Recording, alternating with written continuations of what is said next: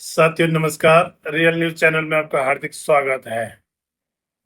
हरियाणा जम्मू कश्मीर दो जगह विधानसभा चुनाव होने हैं, जिसकी तारीख पहले 1 अक्टूबर को वोटिंग की निर्धारित हुई थी, लेकिन बीजेपी ने अपना नफा नुकसान देखते हुए कुछ कारण देते हुए चुनाव आयोग को एक दरख्वास्त दी, जिसमें उसने हरियाणा विधानसभा के चुनाव की तारीख आगे बढ़ाने के लिए कहा, जिस पर चुनाव आयोग ने मान भी लिया और हरियाणा विधानसभा चुनाव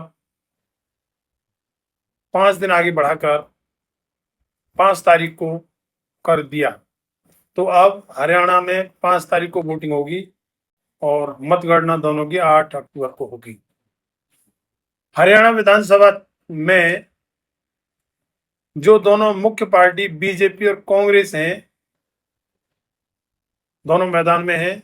इनके साथ बीएसपी और इनेलो का गठबंधन भी अलग से चुनाव लड़ रहा है। इनके अलावा जेजेपी और एएसपी आजाद समाज पार्टी मिलकर चुनाव लड़ रहे हैं। तो 4 ध्रुव मैदान में होंगे। इनके अलावा आम आदमी पार्टी और समाजवादी पार्टी भी कांग्रेस के साथ मिलकर चुनाव लड़ना चाहती थी।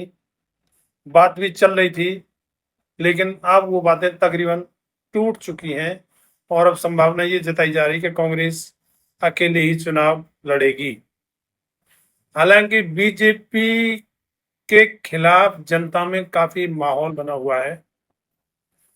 बीजेपी पार्टी के नेता भी आपस में काफी सिर फुटबल की स्थिति में आए हुए हैं।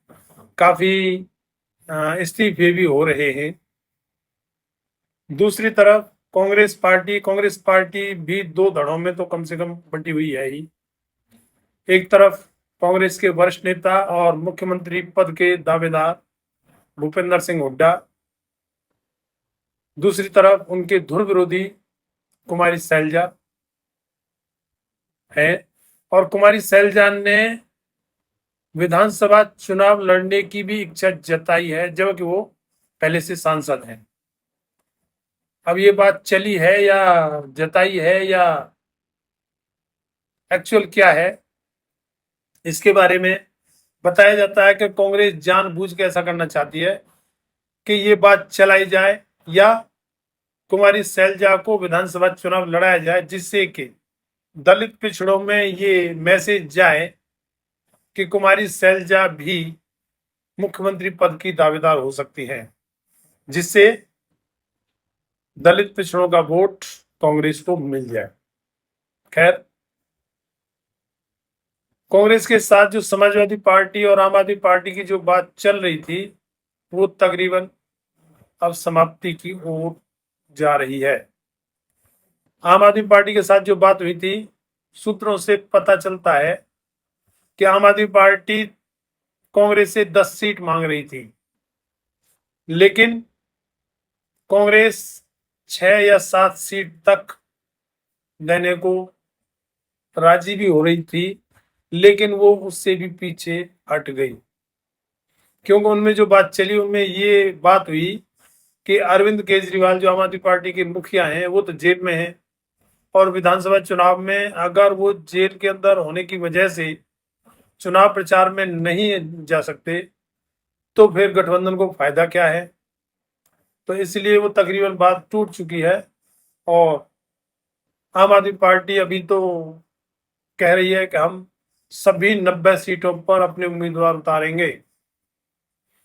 दूसरी तरफ समाजवादी पार्टी भी कांग्रेस के साथ मिलकर चुनाव लड़ना चाहती थी, लेकिन जो समाजवादी पार्टी के मुखिया अखिलेश यादव के साथ मध्य प्रदेश में कांग्रेस के वरिष्ठ नेता कमलनाथ ने जो किया था, वही यहां हो गया है। इसी तरीके से अब कांग्रेस के वरिष्ठ नेता या कहेंगे कांग्रेस के वरिष्ठ जाट नेता हरियाणा में भूपेंद्र सिंह हुड्डा के सांसद पुत्र दीपेंद्र हुड्डा जी ने फिर अखिलेश यादव के लिए वही किया है और इस तरीके से कांग्रेस अकेले ही चुनाव लड़ना चाहती है और काफी हद तक ये स्पष्ट होता जा रहा है कि कांग्रेस पार्टी अकेले ही हरियाणा में विधानसभा चुनाव लड़ेगी। हालांकि कांग्रेस को ये गलतफहमी हो रही है कि वो अकेले ही विधानसभा चुनाव जीतने में सक्षम है, लेकिन ये उसकी गलतफहमी है। इस बार ये दो गठबंधन जेजेपी बीएसपी और एनएलओ और बीएसपी एनएलओ बीएसपी और जेजेपी एएसपी जो गठबंधन मैदान में है, उनकी वजह से काफी वोट वो लेके जाएंगे और सीट भी निकालेंगे। और कांग्रेस अकेले तो सरकार बनाने में सक्षम नहीं हो सकती, हालांकि गठबंधन की सरकार बन सकती है। कांग्रेस को ये पहले से ही गलतफहमी है या उसका एक स्पष्ट नजरिया है कि चाहे सत्ता में बीजेपी आ जाए या कांग्रेस आ जाए, कांग्रेस को अपना हारना मंजूर है, बीजेपी को जिताना मंजूर है, लेकिन किसी और पार्टी को हिस्सेदारी देना मंजूर नहीं है। कांग्रेस वहां हिस्सेदारी करती है जहां उसका कोई जनाधार नहीं होता, जैसे उत्तर प्रदेश में। उत्तर प्रदेश में कांग्रेस गठबंधन करती है, बिहार में गठबंधन करती है, अगर अकेले चुनाव लड़े तो वहां एक सीट नहीं ले सकती। उसी तरीके से उड़ीसा में कांग्रेस ने कोई गठबंधन नहीं किया तो वहां बीजेपी ने 21 लोकसभा में से 20 सीट बीजेपी ने जीती और राज्य विधानसभा चुनाव भी उड़ीसा में बीजेपी ने जीता कांग्रेस की वजह से। और नवीन पटनायक वहां लोकसभा में भी और राज्य विधानसभा में भी दोनों जगह हारे। मध्य प्रदेश में कांग्रेस ने जब अकेले चुनाव लड़ा, किसी से गठबंधन नहीं किया, तो 29 में से 29 सीट हारी और 29 की 29 बीजेपी ने जीती। वही गुजरात में, हालांकि गुजरात में आम आदमी पार्टी के साथ गठबंधन था, लेकिन 26 में से 25 सीट बीजेपी ने जीती, लेकिन कांग्रेस को इस बात का कोई दुख नहीं होता है। कांग्रेस का फंडा क्लियर है, या तो सत्ता में बीजेपी रहे या कांग्रेस। अन्य किसी पार्टी के लिए भारतीय राजनीति में कांग्रेस कोई जगह नहीं मानती है और उसी वजह से उसी का फायदा बीजेपी को मिलता है। जैसे जानकार बताते हैं कि कांग्रेस, जब कांग्रेस थी तो कांग्रेसियों ने ही आरएसएस बनाई थी और आरएसएस ने बीजेपी बनाई, तो लिंक तो जुड़ता है ना, और वो मानते हैं और निभाते भी हैं। निभाना मैं इसलिए कह रहा हूं, हालांकि आप लोग खूब जानते हैं और देश में खूब शोर मचा था कि बीजेपी ने राहुल गांधी की संसद सदस्यता समाप्त कर दी, बड़ा बुरा किया, बड़ा ये किया। लेकिन मैं आपको बता दूं, वो संसद सदस्यता समाप्त नहीं की थी, सिर्फ नौटंकी की थी। वो नौटंकी क्यों?